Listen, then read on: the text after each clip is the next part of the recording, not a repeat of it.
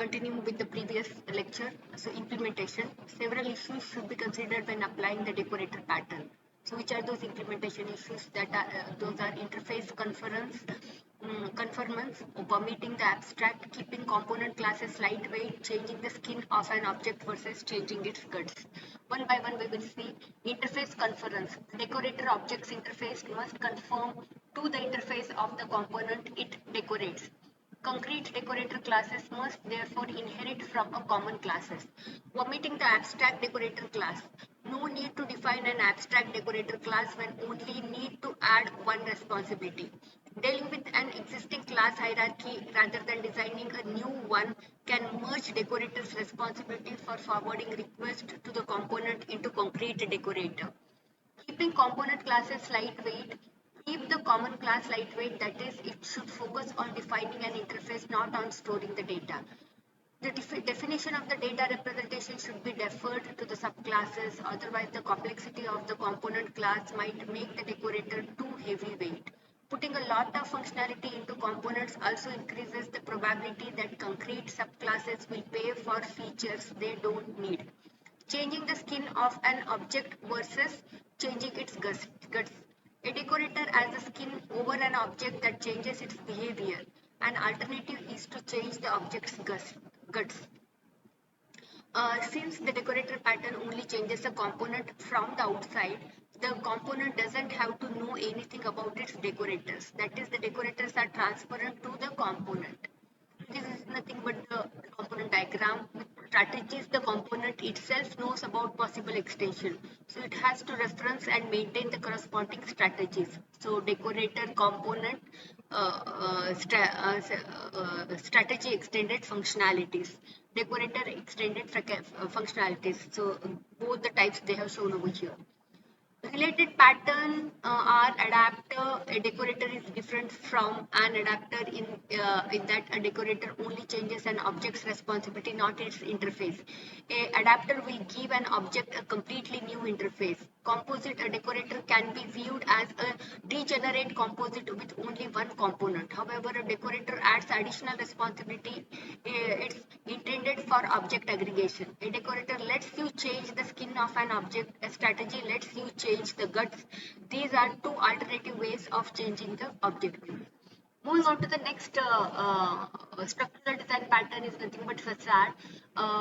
Intent is provide an unified interface to the set of the interfaces in subsystem. Facade defines a higher level interface that makes the subsystem easier to use.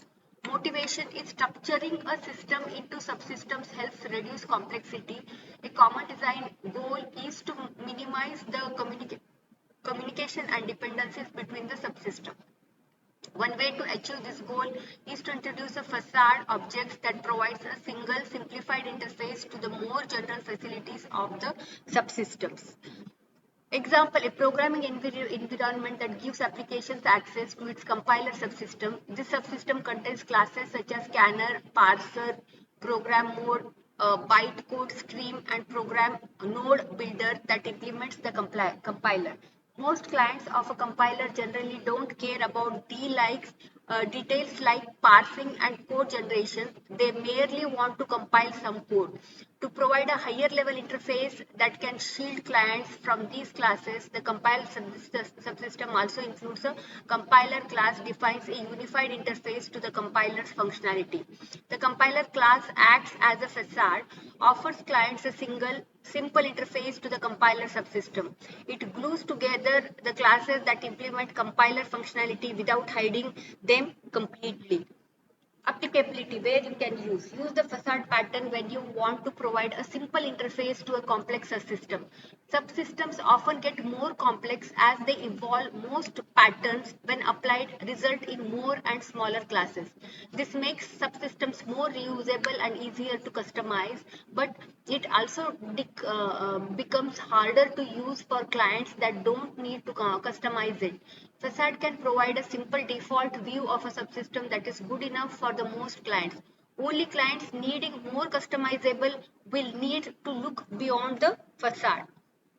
Second one is many dependencies between client and the implementation classes of an abstraction introduces facade to decouple the subsystems from client and other subsystem, thereby promoting subsystems independence and portability.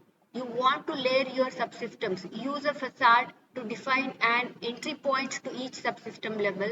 If subsystems are dependent, then you can simplify the dependencies between them by making them communicate with each other solely through their facades. This is nothing but the structure facade, and internally n number of subclasses will be there, which forms subsystems. Participants are facade compiler knows which subsystem classes are responsible for the request and delegates client request to appropriate subsystem object. Subsystem classes scan example scanner, parser, program node, implement subsystem functionality, handle work assigned by the facade object, have no knowledge of the facade, that is they keep no references to it. Collaboration, client communicate with the subsystem by sending the request to the facade which forwards them to appropriate subsystem object. Although subsystem object perform the actual work, the facade may have to do work of its own to translate its interface to subsystem interfaces. Clients that use the facade don't have to access its subsystem object directly. Consequences. The facade pattern offers following benefit. It shields client from subsystem component, thereby reducing number of objects that client deal with and making the subsystem easier to use. It promotes weak coupling between the subsystem and its client. Often components in a subsystem are strongly coupled. Weak coupling lets you vary the components of the subsystem without affecting its client. It doesn't prevent application from using the subsystem classes if they need to. Thus, you can choose between ease of use and generality. Which are the implementation issues? Now we'll see the implementation issues. Consider following issues when implementing facade. One is reducing client subsystem system coupling, public versus private subsystem classes. Under reducing client subsystem coupling, the coupling between clients and the subsystem can be reduced even. Make facade an abstract class with concrete subclasses for different implementation of a subsystem. Then clients can communicate with the subsystem through the interface of the object of the abstract facade class. This abstract coupling keeps clients from knowing which implementation of subsystem is used. An alternative to subclassing is to configure a facade object with a different subsystem object. To customize the facade, simply replace one or more of its subsystem objects. Second one is public versus private subsystem classes. A subsystem is analogous to a class. Both have interfaces and both encapsulate something. A class encapsulates state and operations, while a subsystem encapsulates classes. Just as similar to a public and private interfaces, consider public and private interfaces to subsystem. The public interface to a subsystem consists of classes that all clients can access. The private interface is just for the subsystem extenders. The facade class is part of the public interface. Known uses are the compiler example in a sample code section was inspired by Object Work Smalltalk compiler system, then ET++ application, then choices operating system which uses facade to compose many framework into one. The key abstraction in choice are processes, storage, and address spaces. Related pattern to facade. Abstract factory can be used with facade to provide an interface for creating subsystem objects in a subsystem independent way. Abstract factory can also be used as an alternative to facade to high platform specific classes. Mediator is also similar to facade. Mediator's purpose is to abstract arbitrary communication between colleague objects, often centralizing functionality that doesn't belong in any one of them. A mediator's colleagues are aware of communicate with the mediator instead of communicating with each other directly. In contrast, facade merely abstracts the interface to subsystem objects to make them easier to use. It does not define new functionality and subsystem classes don't know about it. Thus, facade objects are often singleton. Flyweight is an object structural pattern. Its intent is use sharing to support large number of fine graded objects efficiently. Motivation is some application could benefit from using objects throughout their design, but a naive implementation would be prohibitively expensive. Example they have given is document editor implementation have text formatting and editing facilities that are modularized to some extent. Object-oriented document editors typically use objects to represent embedded elements like tables and figures. Uses an object for each character in the document promotes flexibility at the finest level in the application. Characters and embedded elements could then be treated uniformly with respect to how they are drawn and formatted. The application could be extended to support new character sets without disturbing other functionality. The application's object structure could mimic the document's physical structure. A flyweight is a shared object that can be used in a multiple contexts simultaneously. The flyweight acts as an independent object in each context. It indistinguishable from an instance of the object that is not shared. Flyweights cannot make assumption about the context in which they operate.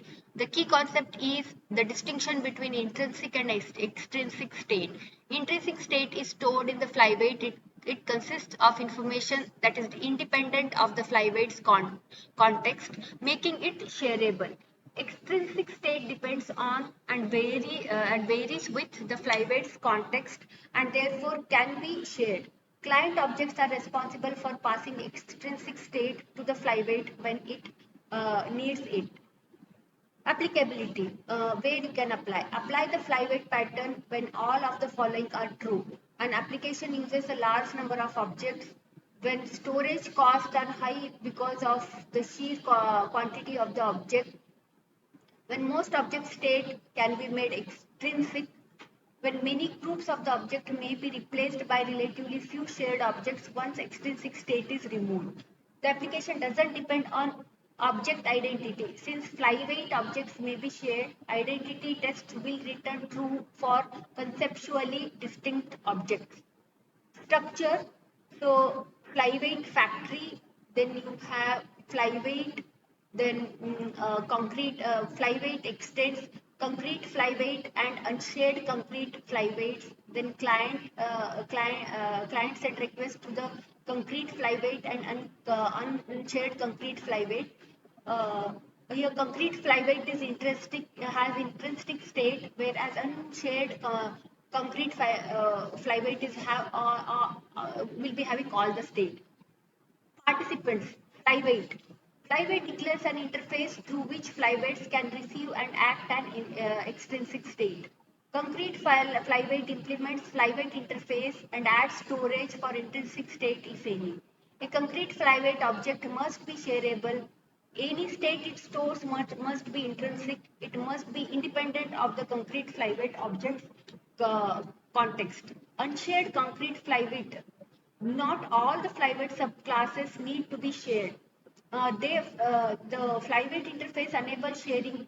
It doesn't enforce it. It's common for unshared concrete flyweight objects to have concrete flyweight objects as a children at some level in the flyweight object structure. Next is flyweight factory.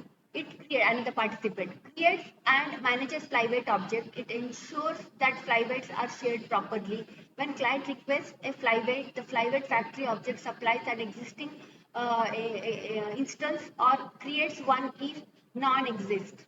Next participant is client. It maintains the references to the flyweights. Computer or stores the extrinsic state of the flyweight. It computes or stores the extrinsic state of the flyweight.